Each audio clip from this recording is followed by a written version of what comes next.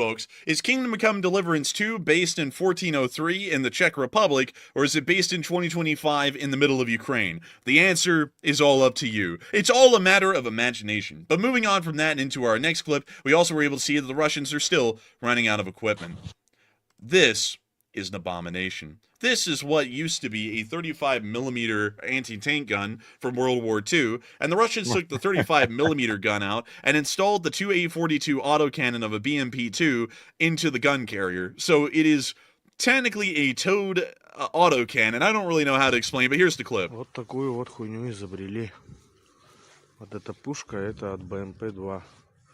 We see them here showing the gun carrier and the autocannon inside. Вот это станина нахуй от какой-то. This is also known as Russian shitbox.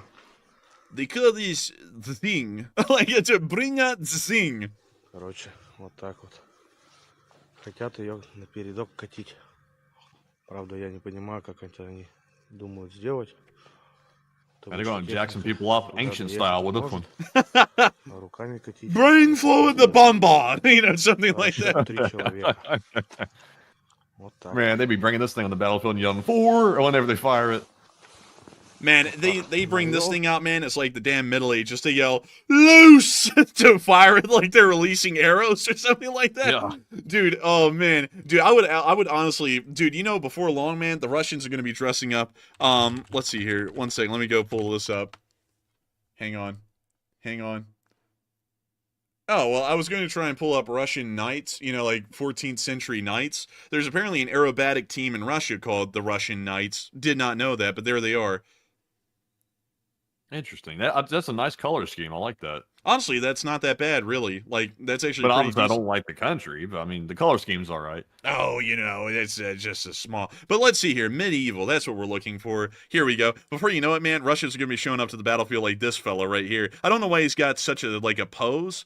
Like, this dude looks like, dude, this guy looks like Liver King before he got outed for roids, you know, like, the way he's standing. Yeah, he kind of does. That little axe he's holding, too. Very thin axe he's got right there. Very thin. They wanted to save money on the iron. Or these guys here. Oh, yeah. Something like that. Something like that, I suppose. Perhaps, maybe. But what else? What other pictures? Oh, look. An AI Russian knight. That's horrendous. Like, that is terrible looking. That's bad. That's some hot dog man level stuff. Oh, man, I'm a cool knight in shining armor. Let me help these vulnerable Ukrainian women refugees. They're so helpless. Oh, man. Dude, hopefully we'll have a hit piece made about us. I want a new one. But beyond that, still, nevertheless, the Russians are going to be showing up to the battlefield like this guy right here. He's got an aura about him for sure. Not a good one, but it's an aura, without a doubt. And hopefully we'll see that they'll be riding into the battlefield on horseback very soon. But we also got the Russian casualty report as well. The casualties were looking juice. Oh my goodness. Only 2 Bobcats once again. I think at this point, I have a feeling they might just be putting a number 2 in the Bobcat segment as like a placeholder, because how can it be 2 every single day like this? It's crazy. It's been like that for ages. But Enforcer, tell us more. Dude, the Ukrainians are like, 2 Bobcats, 2 Bobcats, and 2 more Bobcats. And that's like the casualty report every day. But Misty's and Keeper of the Records put out some great numbers. 1,730 Russian soldiers wounded and killed is tied with the third, with 3 days in December and January as the 15th highest daily loss, and is the highest since January 22nd of 2025. But still, we are seeing good numbers. 1,730 Russian soldiers have been wounded and killed in the past 24 hours, along with 84 APCs, 77 supply trucks, 5 main battle tanks, 11 artillery pieces, 36 drones. Still, the numbers were pretty decent. Moving on from that and into the front lines, we also got to see some battlefield footage in Vovchansk, because the Ukrainians knocked out and abandoned MTLB. Drom. But here's the clip. Looks like whoever would drive this thing would go, or something, and then they'd get hit. Man, that joke landed so flat, it was a dead air right there. But we can see them hitting it.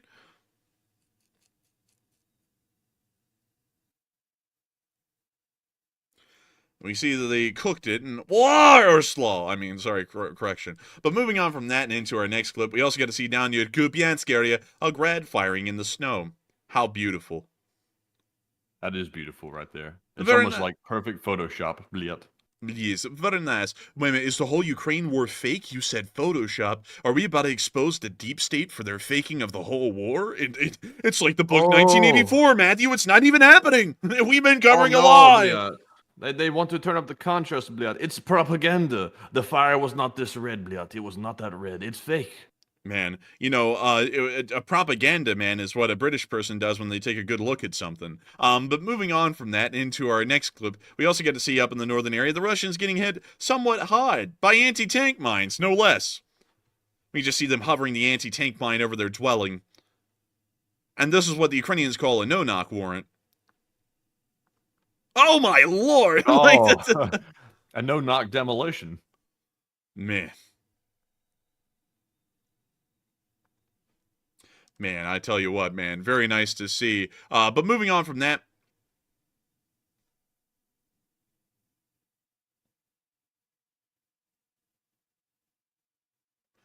you see him out there. Just was forced to return back to the lines, although he pretty much has to travel around everywhere on crutches. And we see the other Russian soldier walking around the tree and forced to return. It seems like the best thing for and just like get out of there, basically. You would think so, yeah, but, you know, he's still pressing down towards Kremenna. We also got to see them firing on Russian forces down here. Take a look at that. Whoa, look at that boiler. They're about to be turning the Russian tanks into boilers. There goes the artillery, and bang. Oh, Lord, they hit it, like, right on the front. And that's the end of that clip. But what a clip. What a clip. Impressive stuff right there. Moving on from that and down the lines and into Toretsk, we also get to see some combat down here in the Toretsky area. When you see them here showing off their modified pickup, they're now wandering into their bunker.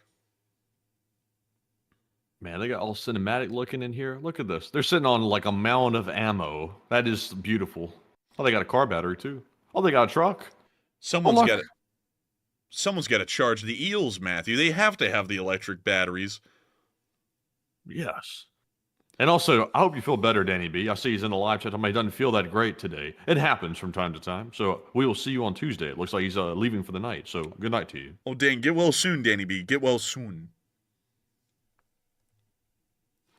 And when you see the Ukrainians showing their surroundings, the destroyed buildings of the town of Toretsk,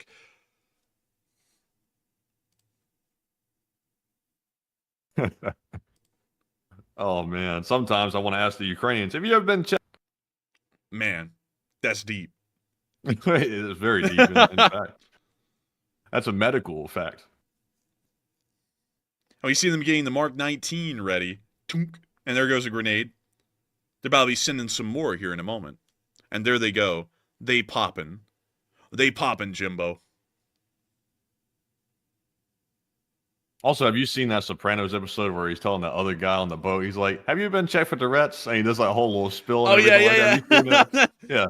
Have you been That's checked what for I'm trying to go Tourette's? You keep doing that freaking thing or something like that. Yeah. Dude, that was in the same episode that he asked that guy, because that guy's name is Paulie. He asked him if he ratted on him because he was going to kill him out there on the boat. I don't know if you saw that clip. Yeah, that's the clip I saw. I don't know anything about the show, but I saw the little short. And that Paulie guy would montage on YouTube of every single time that guy did that in the show. And it's long. It's like 30 minutes long. That's crazy. You just hear for like 30 minutes. It's crazy. It's like, I don't know how someone could laugh like that all the time. Oh, actually, someone could make a montage of us doing that here on the show, so I guess I get it. But, oh, look, he's spraying down the Mark 19 with a little water, a little spritz of water. Very nice. Doug Halstead said, how do y'all tell what's a Russian bot or if it's a crazy person? Anyone who's crazy is a bot, and a Russian bot's a bot. So everyone, it's like, if they're crazy or they're a bot, they're just a bot. That's largely how we classify them. But moving on out to Retsk and down towards Otretine, we also get to see some Russians getting blasted down here. Take a look at this.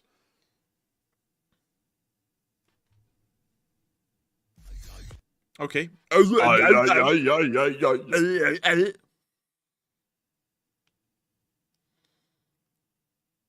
Man, if they're not careful, they'll have to call in those New Zealanders to get them to do that hawker. I heard they take a book and they You see them doing that hawker. The haka, you mean? Not the hawka? Like, they ain't hawking it, hawker. man. Like, those Ever see him doing that whole thing? those damn New Zealand it. Like, yeah, but we're back at, I'll tell you something. Everything always becomes like a trend. Back in the day, the haka was only done in like the New Zealand Army. And it was really like, it was neat back when it was kind of like just done here and there. But, you know, everyone does it now. Like, they do it in the New Zealand Parliament. They do it at every protest. They do it in the army. They do it in the office.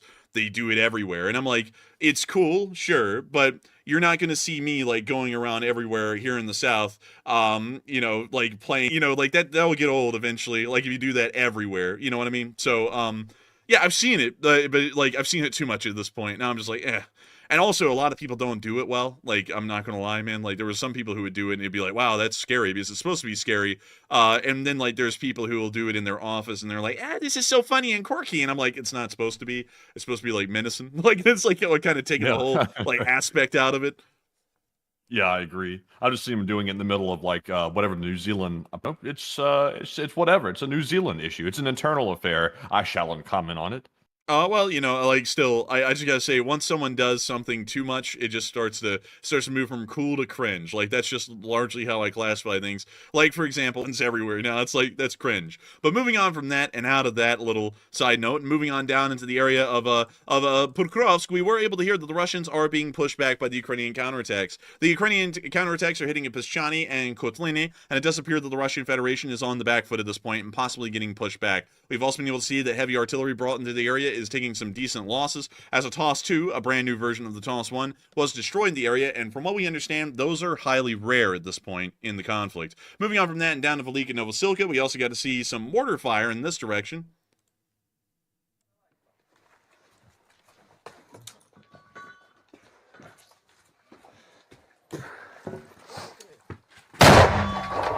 Oh. That guy's ears are busted. Yeah. They're all saying, I can't hear anything. I can't either. It was just like general chaos in the streets. So I just largely avoid covering conflicts within this area because most of them generally kind of fall down the same metric that it's really just people fighting folks, and you really can't tell who's who, and there really isn't any kind of clear tactics or actions that make it easy to interpret or understand what's going on. So unfortunately, I would have to declare ignorance on that at this point, but maybe one day we'll be able to create an African war segment. It's just that right now we really cannot, because we also were stretched thin trying to cover everything else in the world right now on top of that. But with that, we are to ask a very pressing question about a new EU aid package coming out soon, because if y'all have not heard, which I think most people have, Europe is about to release a major aid package, a big one involving a ton of countries, and it could be one of the biggest ones to date. So is the EU place U.S. support? While 33% said no, the EU is just going to supplement more U.S. support, and 14% said it seems like an early precaution by Europe. And to me, it sounds like it'll probably be a supplement, and also serves as kind of a reminder that nothing, because the EU is going to step up and make sure Ukraine is funded. So it's kind of like a double-edged sword. Of course, it's continuous aid packages from these European countries, but also it's a reassurance that they will not. I have to say that I would be with the just European Union support. I feel like that's trying to drive them to the negotiating table. And so with that, I hope that does address that somewhat well. At least goes to Canada is sovereign, who says what they're not referring to Ukraine is, would there not be a waste, meaning would they not be wasting more weapons? It's really hard to make them follow NATO methods because it requires a certain kind of doctrine that requires air superiority. And for that reason, there really is no way for them to slow down the waste of Western weapons, because they pretty much just looking for. And with that, we are on to the next one. And the next one goes to Uncle Sam's misguided child, who says, any thoughts about Russian frontline officers training North? It's like the blind leading the blind. So saying for the Russian frontline officers to train the North Koreans, first of all, they're really not training them. That's number one. They're really not doing that. And number got in those positions, even though the Russians are the ones that put them there. And also, I saw an article today that stated that the North Koreans were just abandoned by the Russians once again, and they got slaughtered because once again, Ukraine invaded Kursk another time, started a new offensive, and they had to bring the North Koreans back out to try to do a stopgap to prevent the Ukrainians from going further into Kursk, killed off in mass numbers. Not shocking at all to us. But Enforcer, what say you? I would have to say that generally, can you reread the question again? Hell, they won't even be able to understand what the Russians are saying to them. North Koreans are not really taught foreign languages by and by, so Russian officers teaching North Koreans, and the Russians sure as hell are not going to go out of their way to learn Korean to teach them. So I would largely say that that's going to be ineffectual, just on that aspect of things. Not even speaking about what happened today with the map. We are on to the next one. All right, and our next one here goes to Jessica Byrne, who says, does every country have to follow NATO tactics when at war or skirmishes? Really, every country has to follow NATO tactics. Skirmishes are things, doctrine on how to fight warfare. And so for that reason, yes, most countries that use NATO weaponry, well, all countries that use NATO weaponry largely have to follow some kind of a NATO doctrine, because I hope that does address that well, at least the best I can. And with that, we are on to the next one. And our next question is going to go to you. They're not going to be forced to take anybody, or they're going to potentially start a war. So that's going on in the Middle East as well. Turkey's gone mom on everything because I think they're sitting back and waiting to see if this crap show is about to start in the Middle East over time between Iran, Egypt, somebody, Gaza. It's just so many different kindlings right now in the Middle East. It's really quite tense. But anyways, jumping into our next question here, this one is going to go to Tony Lunatic. And thank you very much, Tony Lunatic. He said, now that Russia has come forward questioning Ukraine's sovereignty, do y'all think that NATO will attempt another vote of inclusion for Ukraine? I think that they might try, although they largely have to end the war to really begin anything meaningful and getting them ended officially. So with that, I hope that does address that somewhat well, and we are on to the next one. All right, and our next one here goes to David Myers. He said, Moldova is wanting the Russians out of Transnistria, and what is the opinion on this happening? I don't really think it ever will happen, because the thing is that Transnistria doesn't exist because of the Russians. Nobody really wants Transnistria. Moldova actually believed that their lives were better under the Soviet Union, and technically, when this happened, they were right. So they went to war with Moldova with the idea of rejoining the Soviet Union. Mind you, by the time they did this, the Soviet Union had not existed for years. And so then they continued to fight the Moldovans. It was a horrendous, bloody kind of a conflict. And say, we want to rejoin the Soviet Union. And the Russians, under Yeltsin at the time, were like, what the? Sure, okay, yeah. And we'll put peacekeepers there, too, so that way, y'all don't go killing each other again over a country that doesn't even exist anymore. And then Transnistria became a thing. It's not officially recognized by anyone, but I don't think those Russian peacekeepers will be leaving anytime soon, because I don't believe the mindset of the Transnistrians has ever really changed from that point. But it's a whack thing. I mean, it's really truly like the most bizarre kind of an area of the world. Let's see. Here it is. This is Transnistria, and this is their flag. So they made their own flag. I believe this is actually the flag of the former Moldovan Soviet Federative Republic of the USSR. But this is what they inherited as their flag. And they also use the Russian flag as well in some cases, although they usually use this one. But beyond that, coat of arms. Look at that coat of arms back there. Go back to that real quick. Look at that. It's got like wheat on the sides of it and fruit. I think that's just literally like the coat of arms. And yeah, that's just pretty. It looks like I think they changed the fruit from looks like some color of grapes to a different. They turned the grapes purple instead of like orange. Dude, this is legitimately the exact same seal as the Moldovians. Crazy, dude. So they pretty much live in like a fictitious la la land, because they're a part of a country that doesn't exist anymore. It's like it's a part of the Soviet Union that never died. I would play strip. And the Russians really don't want them, and Moldova doesn't really want them, but the Transnistrians want to do what they want to do, so then everyone just kind of lives with them. So I don't think that'll ever happen where the Russians ever leave Transnistria, because I don't really think the Transnistrians would be happy with that. Like, it's one of the few instances where I actually would say these people actually want to be with the Russians instead of run away from them, because they actually went out of their way to do that. But anyways, let me see if I can get y'all. Oh, let's see here.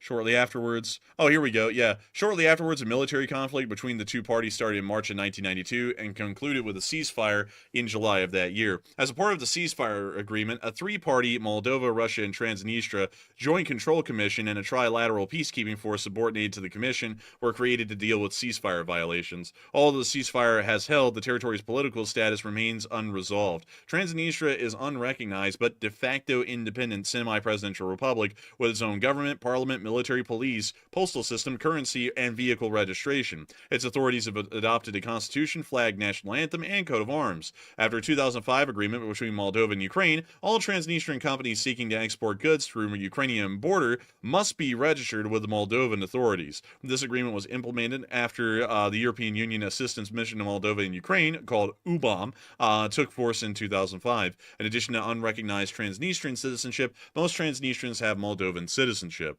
but may also have Russian, Romanian, or Ukrainian citizenship. The main ethnic groups are Russians, Moldovans, and Ukrainians. And that's actually like almost a thirds split. 30% of them are Russian, 30% of them are Moldovan, and nearly 30% of them are Ukrainian. So it's a bit of an interesting place, but I don't think this place is ever going to cease to exist, simply for the fact it's just whack. Like, that's the best way I can explain it. This is the first president of Transnistria? This dude looks like he's wearing black and white, like he's already in prison.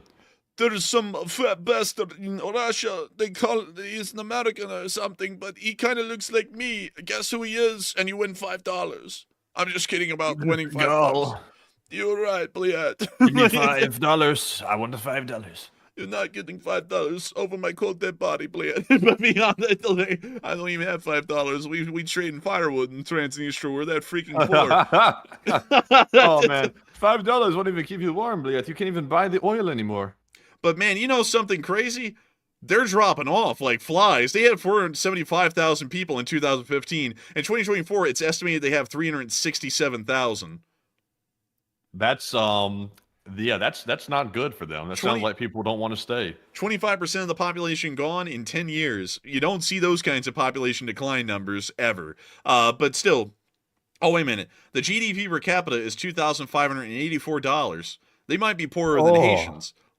Damn, man, $2,584. Man, what are they buying with that? Like nothing. And their currency is the Transnistrian ruble. Yeah, that looks like crap. It looks like Monopoly money, like literally. I think I saw that out of the Monopoly box. Would you like, my dear child, to have a Monopoly dollar, Bled? Oh, look, we put this guy. He looks like Vlad the Impaler or Jan Shishka on our $50,000 bill. Bro's looking like he just looked at the bill for the first time and said, "What the hell is that?" And then they captured his picture and said, "Let's put it on it." Dude, that isn't actually feathers on his cap. That's his brains exploding from his skull, witnessing that he's on the $50,000 ruble note, and it's being used to buy a hot dog or something like that. He's like, "What the?" It's like, man. Also, the 500,000 ruble note from 1997, limited edition, mind you. Yikes. You know, when you have like currency starting to get into the hundreds of thousands on notes, like you hit a rough spot. Dude, I like how the 25 kopecks to the 50 kopecks, there's just no pictures for them. It's mysterious. Wait a minute, this was minted by the Mint of Poland? It's a private company, you know. Would you like coin? Like, that's it. We'll give coin. But what are these? What are they? Dude, that's a piece of leather. That's cardboard, dude. They're literally giving out cardboard kopecks. That's horrendous. Man, they've resorted to cutting up like old leather jackets and stuff and like printing coin like money on the front of it. Dude, we're back in the Middle Ages. We're back in the Middle Ages now, dude. They're about to say, if you give me the right number of coin, then you might be able to get this. What's going on in Transnistria? Oh, dude. What is... I can't even tell what that is. Let's see here. The 2000 series. And then the 2007 series, they started. Oh, that's an impressive building in Transnistria. Apparently, we call that an apartment block here in the United States. But what else do they have? Yes, a monastery. Yes, a random shopping center, and finally, the obelisk. Yes, the obelisk. I can't even really tell what that is, but it looks interesting. That's the brandy factory, I think they said on the note over there. What, really? Yeah, well, that's the something monument on that one, and the second one is the brandy factory. Man, you know they're messed up and over here in the Transnistria. They got the brandy factory on the currency. That's not good. Bro, they're like, in Brandy Factory we trust, блядь. Go get shit faced. Like, Man, there's no words on here saying "in we trust" anything. It's just like they put the Brandy Factory on there. Say this speaks for itself. No words required. you give the 1 ruble note to the Transnistrian government. 5 ruble note, get shit faced. 10 ruble note is for tithe to church for sins you conducted last night using 5 ruble bill. This is for Bender Castle because you're on a freaking bender, buddy. Like it's Bender like Castle. What the hell? legitimately called Bender Castle. Or Bendery. The 50 is for presidential palace, so that way president can rob you of most of your money. And then last but not least, we have the church, because all of your money eventually goes back to church in Transnistria. And we also have this fancy pants guy on front. We also have homeless beggar on the 50. We have this guy who looks like stuck-up asshole on 25. Fancy. And he's on every single denotion below 25. He's on every single one. We couldn't come up with a better person, Blade. But Transnistrian ruble is generally not accepted as currency outside of Transnistria. Although some bus companies with connections to Tiraspol accept the Transnistrian ruble at Chisinau bus stations as well as stops in Vernita. Okay, well, that's cool, I guess. But what else did they have on the other the notes? They had the monument again, the obelisk. On the 5, they had the Brandy Factory. That is a staple of the $5 note inside, well, the 5 ruble note, mind you. They also had the monastery again. They had Bender Castle again. The presidential palace once more. The church. Then they had a battle on one of the notes. And then on the last one, they had a decree. I'm not gonna lie, dude, their currency designs are terrible. Like, these are some of the worst. Yeah, it kind of sucks a little bit. Actually, quite a lot. So wait a minute, this is their current banknote series, I believe. Yeah, so these are the current ones. So it looks like the 1 ruble now has the presidential palace on it. All of these do. Where they got rid of the liquor store. They have this. I don't know what that is. The presidential palace again. The presidential palace again. Everything is the presidential palace. Transnistrian Supreme Soviet. It's like a taco. Like you can get a Taco Bell, like the Supreme Soviet. I would like my Soviet Supreme, please. And you get sour cream on your Soviet. It's like it's amazing. But this is our sour cream. Would you like to buy a Taco Bell? Yes, I would like to buy 1 Taco Bell. Yes, we've got you now. Ownership is theft. You will be going right away to prison. Oh, damn it. Like, you say you want to buy the people's taco for the people, not yourself, please. But still, interesting. I did not know anything about their money. Very interesting indeed. But anyways, with that, I hope that does address that well, and it's time for us to move on to the next one. All right, so our next one here goes to Purple Gerbil, who says, can an A-10 be converted to a drone? Yeah, actually it can be. Really any aircraft can be converted to a drone with the right kind of work, but I'm not really sure if they would want to do that. But still, not a bad idea. I just don't know if they want to do it. Maybe it would be a little costly or something like that. But nevertheless, I hope that does address that somewhat well, and we are on to the next one. And our next one goes to Kev Infamous. And thank you, Kev Infamous, for that support. I would like to know why you're infamous. But anyways, they said, where do you both realistically see the war ending? And maybe are both a realistic and hopeful scenario. Honestly, in my opinion, I would say I see the war ending, honestly, in a realistic scenario. I would say maybe a year or 2 years down the road. I know most people are going to be like, well, wait a minute. They're having peace talks right now. Like it's coming to an end. Russia is still saying at the end of the day, they are not going to actually bend or compromise at all to Ukraine's demands. And they have to compromise at least somewhat, or otherwise you have nothing to discuss. It sounds like they still want to fight.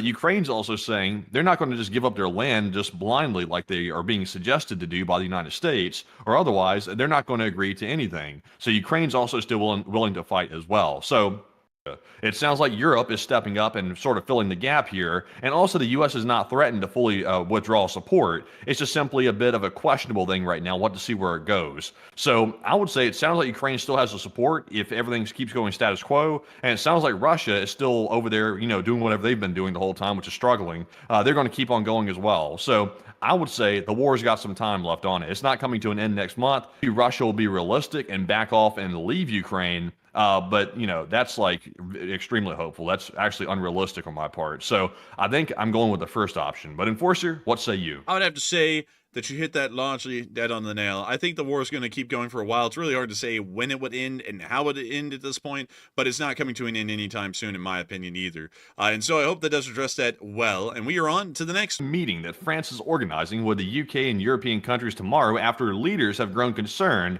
that the USA is going to give Russia too much in negotiations. We might. It really depends.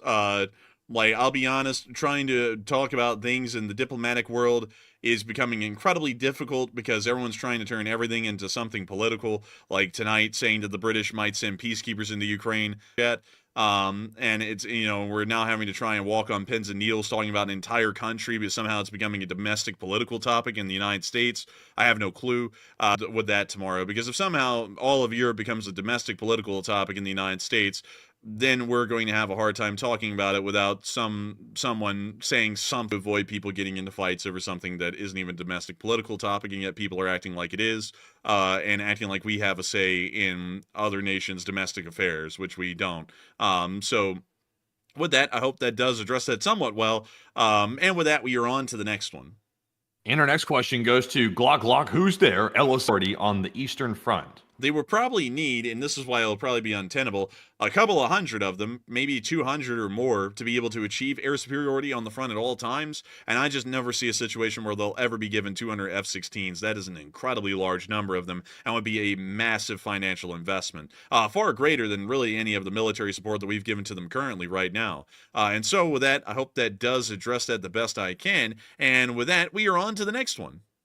And our next one is going to go to, and that's not like a personal answer. That's a joke, by the way. I got to make that clear. Otherwise, someone out there's going to be like, oh, he just insulted the viewer. No, that was a joke. We had bad storms last night. But Tornado said, do you think Putin will end with nukes or just a bluff? And thank you.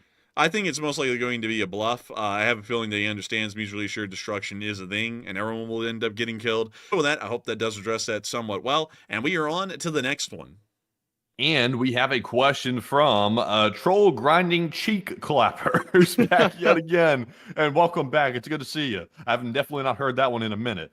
They said, damn. Okay. I had a question I wanted to ask. If you visited, we did. I love Southern California more. I must say, I like the Southern California area. And it's very nice. I like Santa Barbara. It was very nice. I will say it's extremely expensive in Southern California, but it is nice. But Enforcer, what say you? I'd have to say I'm probably a big fan of Southern California as well. Part of the country, much like any other, really. So with that, I hope that does address that well. And also, I just saw Miss Deesa say, better be careful how you answer that. Yeah, I know, it's getting old these days. I'm going to be honest, like hearing Matthew say something like, I love running the channel, and I love the Lee Spring Army, but the amount of brainless people that are getting in the live chat at this point, and it feels like they're almost running the show with how much they complain and bitch about things.